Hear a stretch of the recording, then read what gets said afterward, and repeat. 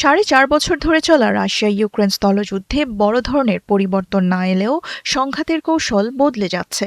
এখন দুই পক্ষের লক্ষ্য শুধু রণাঙ্গনে প্রতিপক্ষকে ঠেকানো নয়, বরং তার যুদ্ধ চালানোর সক্ষমতা দুর্বল করা।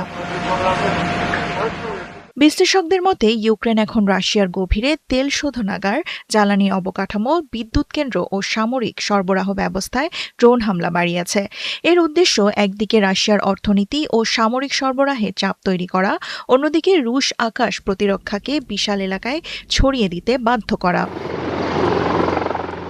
অন্যদিকে ইউক্রেনের ওপর রাশিয়ার রাতভর হামলার পরিমাণ আরও বেশি বেড়েছে। ড্রোনের পাশাপাশি ক্রুজ ও ব্যালিস্টিক ক্ষেপণাস্ত্র ব্যবহার করে ইউক্রেনের আকাশ প্রতিরক্ষা দুর্বল করার চেষ্টা চালাচ্ছে মস্কো।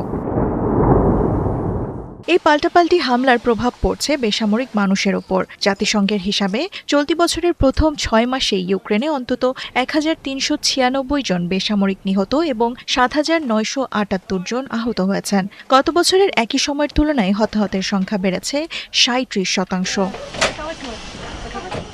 বিশ্লেষকরা বলছেন ইউক্রেনের দূরপাল্লার হামলা রাশিয়ার সামরিক ও অর্থনৈতিক অবকাঠামোয় চাপ তৈরি করলেও রাশিয়ার ব্যাপক ক্ষেপণাস্ত্র ও ড্রোন হামলা ইউক্রেনের জন্য আরও বড় মানবিক ঝুঁকি তৈরি করছে।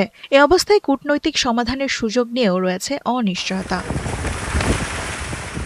আকাশপথে যুদ্ধ যত তীব্র হচ্ছে ততই দীর্ঘ হচ্ছে বেসামরিক প্রাণহানির তালিকা, আর যুদ্ধ শেষ করার কূটনৈতিক পথটিও হয়ে উঠছে আরও কঠিন। এ অবস্থায় সামরিক চাপের পাশাপাশি আলোচনার পথ খোলা দরকার বলে মনে করছেন আন্তর্জাতিক বিশ্লেষকরা। দেওয়ান মুবাশশিরা হোসেন, ৭১।